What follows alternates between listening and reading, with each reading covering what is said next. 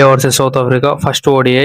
South Africa వాళ్ళు toss గెలిచి bowling తీసుకున్నారు. ఇండియా 19వ టాస్ అయితే ఓడిపోయారు. దీంతో ఫస్ట్ బ్యాటింగ్ చేయాల్సి వచ్చింది. ఇండియా ఫస్ట్ బ్యాటింగ్ చేసి 349 రన్స్ స్కోర్ చేసి 8 వికెట్స్ కోల్పోయారు 50 ఓవర్స్ లో. And Rohit Sharma 57 runs score చేసి అవుట్ అయిపోయాడు. And Virat Kohli 135 runs score చేశాడు. అద్భుతమైన సెంచరీ స్కోర్ చేశాడు. దీంతో ఓడిఐలో 52nd సెంచరీ స్కోర్ చేశాడు. అండ్ ఒక ఫార్మాట్ లో ఎక్కువ సెంచరీస్ కొట్టిన ప్లేయర్స్ లిస్ట్ లో కూడా ఫస్ట్ ప్లేస్ లో ఉన్నాడు. అండ్ తన కెరీర్ లో 83rd century for all formats. And man of the match కూడా తీసుకున్నాడు. అండ్ ఓడిఐలో 44 man of the match and all formats లో 78 man of the match. And KL Rahul 60 runs score చేశాడు. అండ్ తనకు తోడుగా రవీంద్ర జడేజా 32 రన్స్ స్కోర్ చేశాడు లాస్ట్ లో.